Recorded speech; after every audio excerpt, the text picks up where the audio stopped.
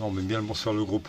Donc comme il a été annoncé il y a une semaine ou deux là, Luminar 3 est maintenant disponible gratuitement sur le site de Skylum après un petit enregistrement comme d'habitude, hein, votre adresse mail, un mot de passe, etc. Bon ça vous savez bien. Donc voilà. En ce qui me concerne, j'ai déjà Luminar 4. Alors ce qui change entre Luminar 3 et Luminar 4.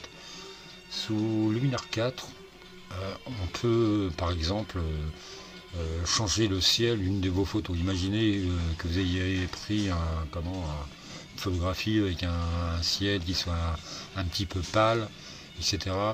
Donc vous allez pouvoir remplacer ce ciel par des ciels qui sont soit déjà dans le logiciel lui-même, donc de Luminar 4, ou télécharger votre propre ciel à partir de votre propre photo. Enfin bref, voilà, ça c'était un petit peu le tour d'horizon par rapport à Luminar 4. Bon, il faut savoir qu'autrement, entre Luminar 4 et Luminar 3, on va retrouver un peu l'essentiel. En fait, ils fonctionnent exactement sur le même principe. Et d'ailleurs, j'aimerais remercier quand même Skylum, pardon, pour avoir donné ce logiciel-là. Je ne sais pas si c'est un coup de pub pour vendre ces produits, mais toujours est-il que j'apprécie beaucoup ce geste, quoi. Voilà, donc on va voir un petit peu comment fonctionne un petit peu Luminar 3, puisque je pense que vous l'aurez téléchargé. Si vous ne l'avez pas fait, je vais vous donner le lien à la fin de cette vidéo. Alors, on va commencer par une chose, on va déjà télécharger une photo. Donc, pour ce faire, vous avez soit importer des images qui vont créer votre bibliothèque, ajouter un dossier, pareil, c'est le même fonctionnement, donc ça va vous ajouter une bibliothèque de dossiers, ou ouvrir simplement une image.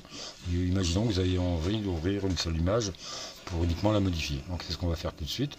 Donc ouvrir une image pour une édition rapide.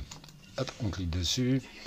Moi j'ai préparé une photo, je sais plus, voilà, on va prendre celle-ci là, ouvrir, qui a déjà été travaillée sous Luminar, donc on la laisse arriver. Voilà.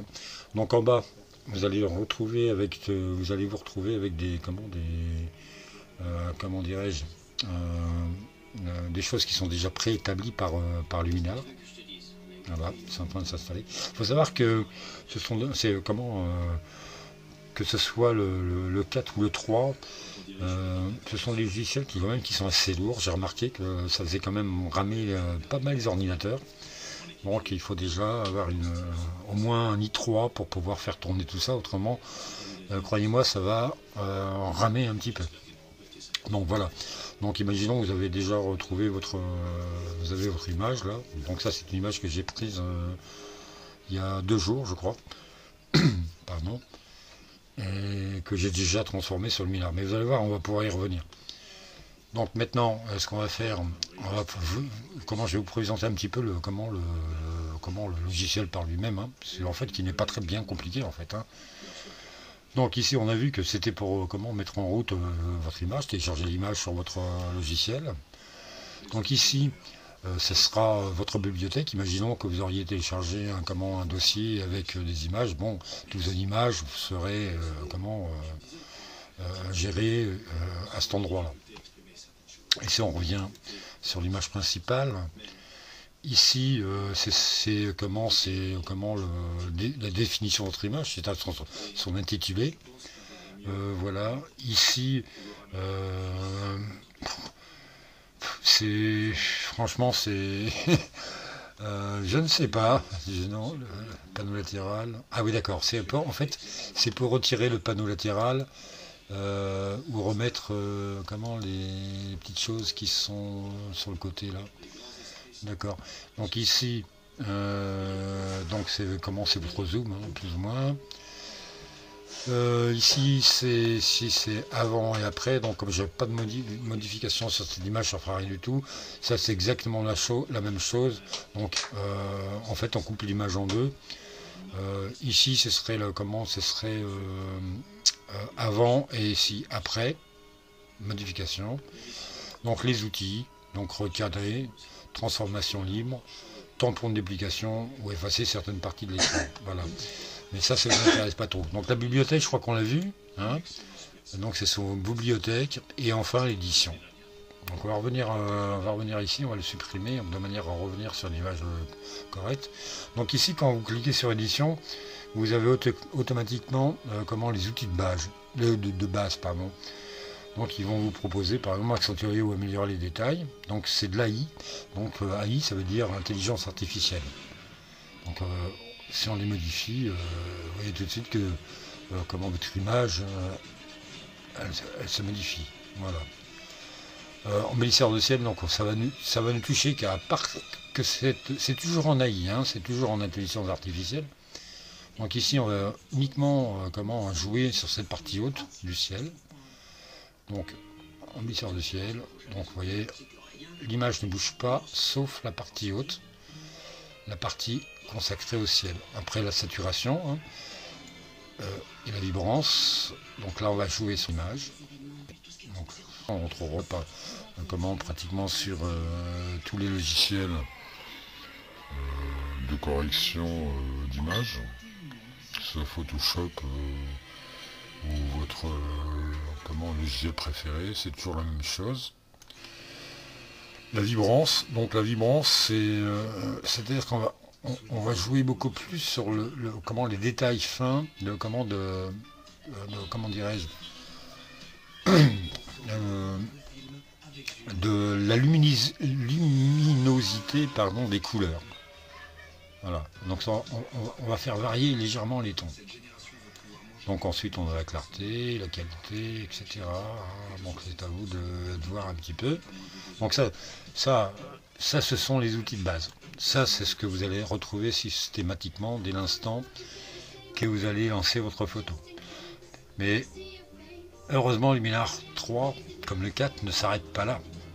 Parce que là, on va découvrir ensemble une pléiade d'outils magnifiques et puis vraiment inspirés. Donc, vous voyez, vous appuyez ici sur Ajouter filtre, vous cliquez dessus. Et là, regardez ce que vous avez. Ça, c'est toutes les possibilités que vous pouvez réaliser sous Luminar. Donc on ne va pas tous les passer en revue, ça ne servira à rien, je pense que c'est à vous de les découvrir par vous-même. Mais vous allez voir qu'on est capable de réaliser des choses absolument formidables sous ce type de licence. Un que j'affectionne beaucoup, bien pour un petit exemple, c'est l'effet Orton. Ça va vous donner une espèce de magie dans l'image. Vous voyez, ça vous donne tout de suite quelque chose de sympa, de profond, de sensuel, je vais presque dire. Voilà, c'est ce que j'ai envie de dire. Mais ensuite, vous pouvez, avec sa luminosité par exemple, non plus, ou moins, ça dépend de vos goûts. Hein. Vous pouvez améliorer ou diminuer les contrastes. Vous pouvez augmenter, encore une fois, ou diminuer la saturation. Il y a absolument c'est un logiciel, mais je le trouve absolument génial. Quand par exemple on dit accentuer les détails, généralement sur un outil classique, on va se retrouver à un truc améliorer le contraste ou la netteté. Et là non. Les détails, là, ils nous proposent quand même les petits détails, les moyens, les grands formats, la protection, parce que vous avez des zones qu'il faut protéger, et son marquage. Et c'est absolument incroyable. Donc, voilà. Et puis, bon, à la limite, si au début, vous paniquez un petit peu sur tous ces trucs, je vous dis qu'une chose, essayez. Essayez chaque truc et tout est réversible. Vous mettez un effet, il vous plaît pas, il est toujours possible de revenir en arrière, c'est pas un problème. Et en plus vous avez un historique